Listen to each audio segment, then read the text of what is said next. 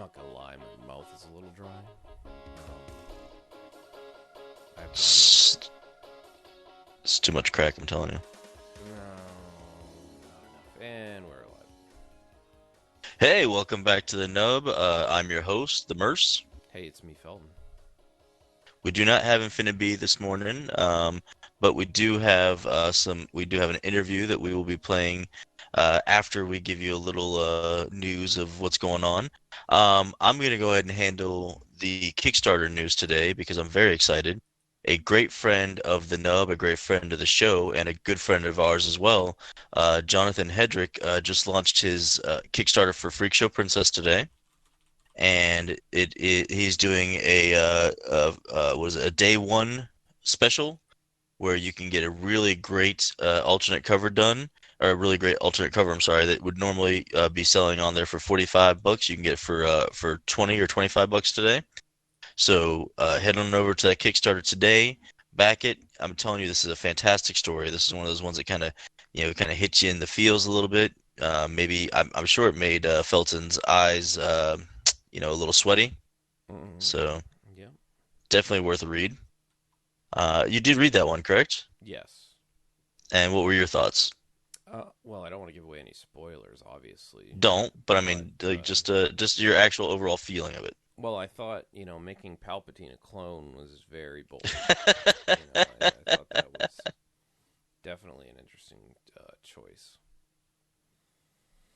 Yeah, but it was good. Yeah. It definitely made my eyes sweat. Anything involving the sensitive topic that it touched upon definitely gets me right in those feels.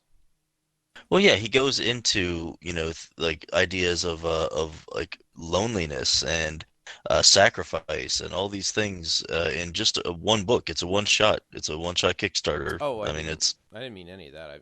I meant dealing with like dogs. oh, like just taking care of dogs in general. Yeah, just all that other stuff. Because there is a dog in the story, so. Yeah.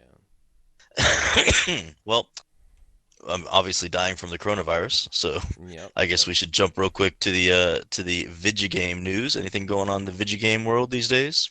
Well, we've got a bunch of releases. Okay.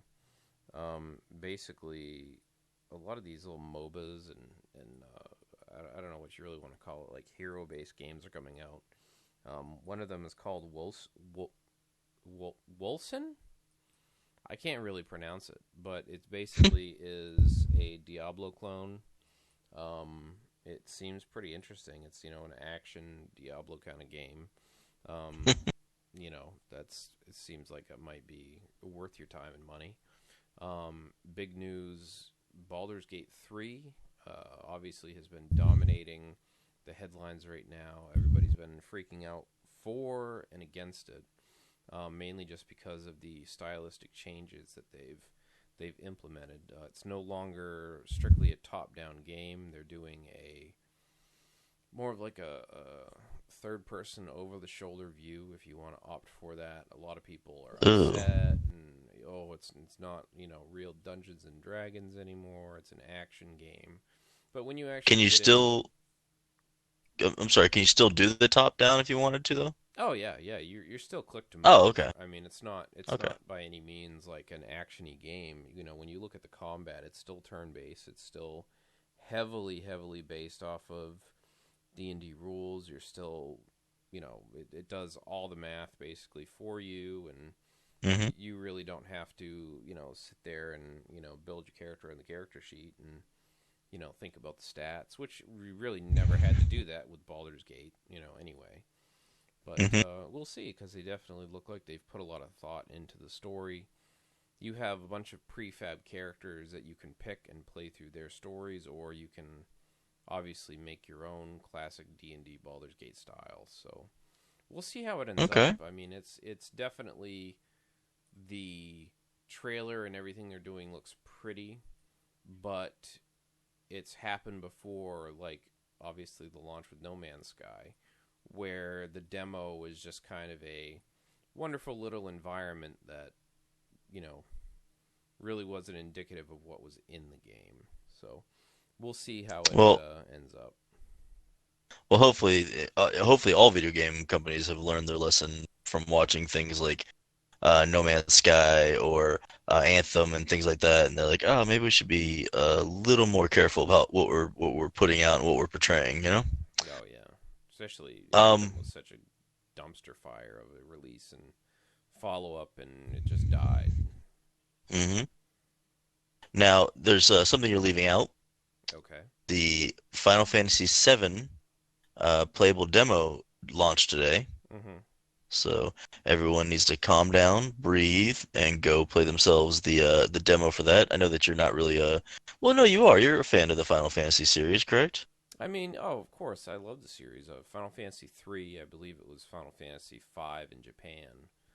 Hmm. Final Fantasy 3 is one of my favorite stories and games of all time. It's just Yeah. when it comes to those later generation of games, I feel like they kind of focused more on.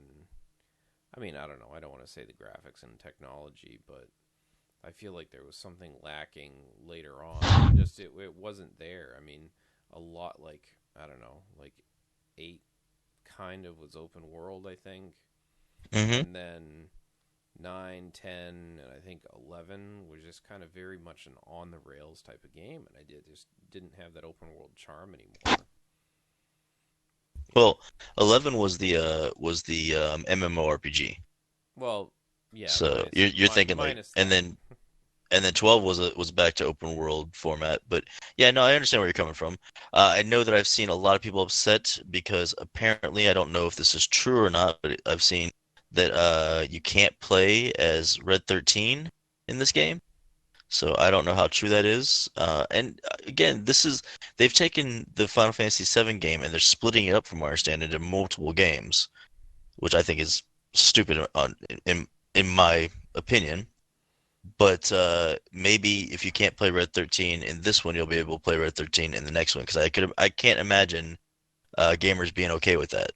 Well, it You know, was Red my 13. understanding that this wasn't going to be the full game. I mean, even with the actual Yeah. release, it was going to be basically a story version, kind of like what they did with what the hell is the one with the bros riding around the car? Is that That was 13 Final or Fantasy 15. 15? Okay, so Bro Trip. They're kind of taking the same account that they did with Bro Trip, and I guess that's okay. I mean, that's it's their game; they can do what they want with it. But I know they're disappointed and pissing off a lot of people. Well, that's the video game news. We did the Kickstarter news. Um, and you know, I don't know if you've seen this, but there's a Netflix is doing it again with these shows that just come out of nowhere, it seems like, and a lot of them are based off of comic books, which is amazing. But I know we haven't really talked about was it the October uh I can't remember what it's called, unfortunately. But they also came out with one that's very, very short, actually. You can watch it in a day if you're a really hardcore binger, called I'm Not Okay With This, or This Is Not Okay, something like that. Uh, that was a great one. If you haven't seen that one yet, it's definitely worth seeing. But all that aside, I have to know, have you had a chance to see Jojo Rabbit yet? No, I haven't. My God, that movie is amazing, and I cannot recommend it enough to anybody. It's just absolutely, it's hilarious, it's endearing, it's gut-wrenching. I mean, it's got a little bit of everything, and it's just a phenomenal film. Absolutely worth a watch. No, that I'm probably gonna is. buy it soon. How do you pronounce his name? Jojo Rabbit? No, the director. Oh, I'm not even gonna attempt it. But that's definitely a must watch. Now, we can't get too far into discussion here because we do have some interviews that we'd like to keep playing for you guys from the um, Space Coast Comic Con. Want to thank Jake Estrada and David Grace again for letting us go there, hang out, and do a lot of interviews from there. Also, I'm going to do a shameless plug for myself. Savage Bastards is now out at every comic book store in Brevard, so please pick yourself up a copy. If you'd like me to sign one, you could talk to your. I know I'm friends with all the local comic book shop owners, so you just let them know, hey, I'd like to have David sign this, and so you can leave it at the store, and when I'm in there next, I can sign it for you. However you'd like to do it, but please go out and pick it up, check it out, tell me what you think about it, tell me if you like it, if you don't like it, all that good stuff. It's $3.99, and I know that Kingdom of Comics has sold out of them, so they had to buy new ones. So, but you can still get it. It's through Diamond, so you can get it. I think pretty much until they stop printing them. So, other than that, I want to thank you guys for listening. This has been our special podcast, our exclusive podcast for the Hanging with Web Show channel. We really love that they've given us a chance to talk to you guys from their channel, and we'll catch you guys next time. Bye.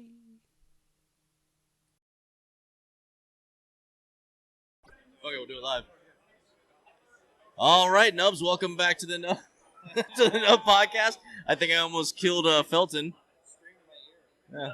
So we have another comic book creator with us, another local comic book creator who does fantastic work, and his name is Johnathan Hedrick.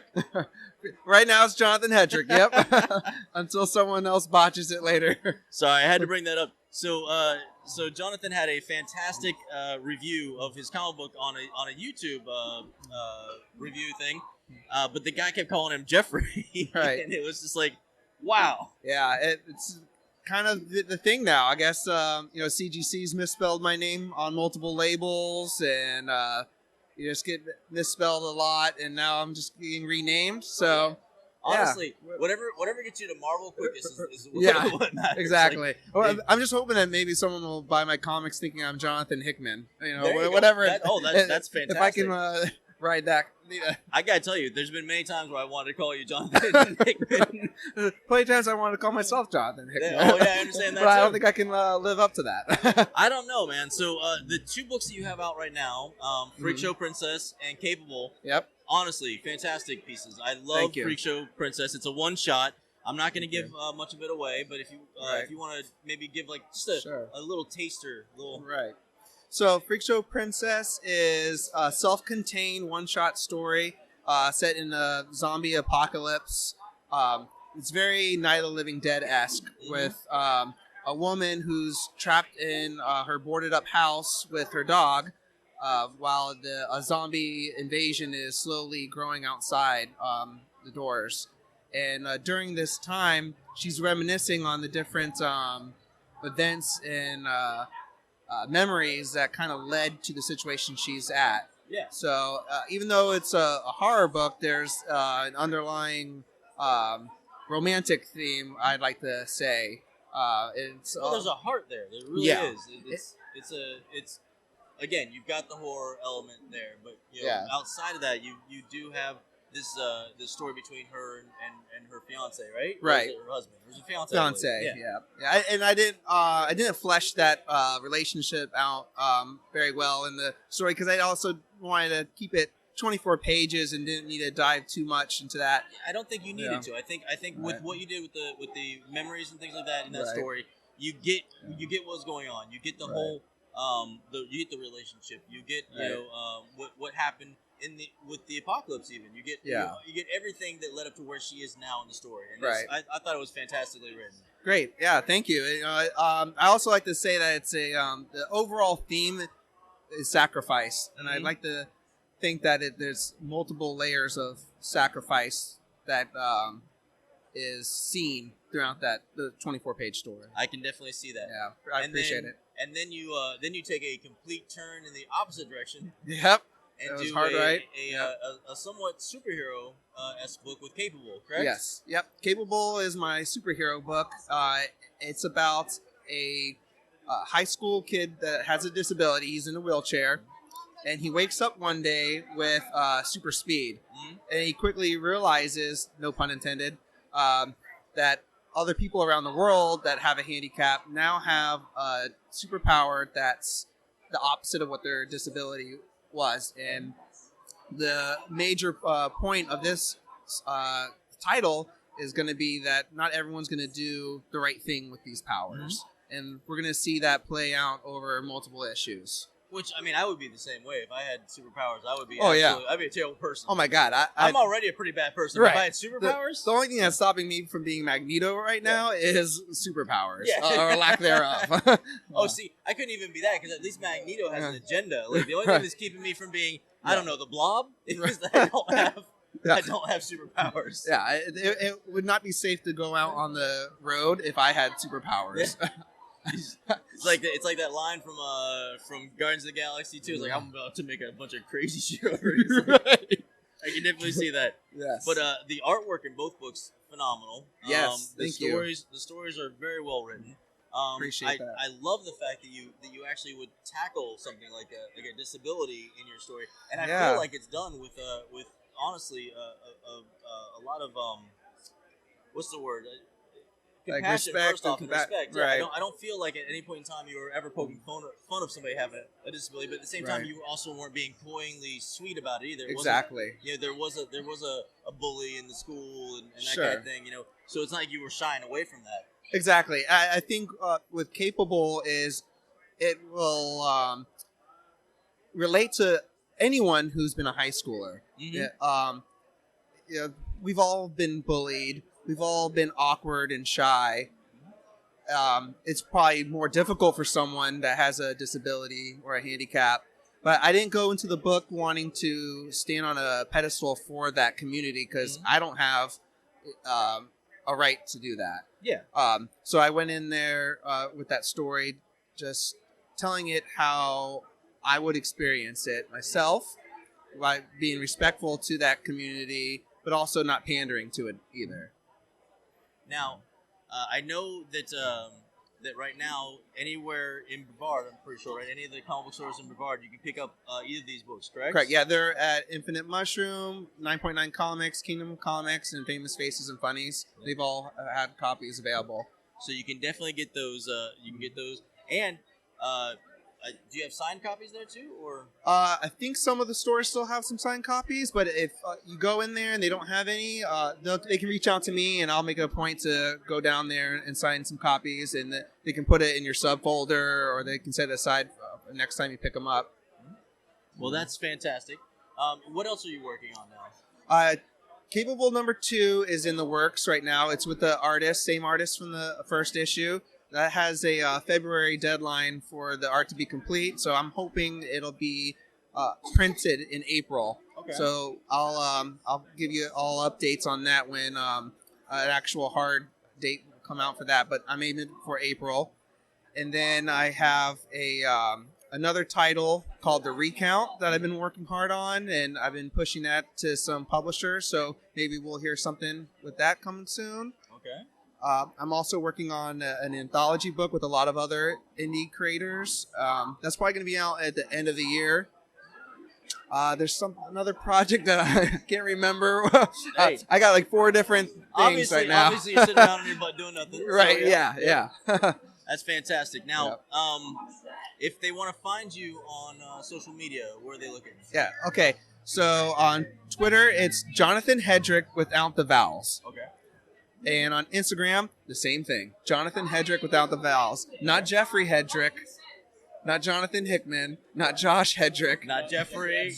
Not Jeff Epstein either. Johnathan Hedrick, just minus the vowels. I'm sure if you just type in my full name and spell it correctly, it'll go take it to the right direction. And on Facebook too, you can find me there. Probably get more out of me on Twitter and Instagram though. Yeah, I'm pretty much the same way, I think, nowadays. Yeah. Well, I thank you very much for your time, John. Yeah. You gotta get Thanks back for to your having booth me. Here, make sure nobody steals anything. Right. I mean, I'm going to go over there and steal some things. Right. This is just my warning. I will be stealing things from your booth. Fair warning. Appreciate it. But as soon as more of your products come out, I'd really love to have you back on. Absolutely. All right. I'd love to be back. Yep. All right, Nubs, stay tuned, and we'll be doing more and more interviews as the day goes on.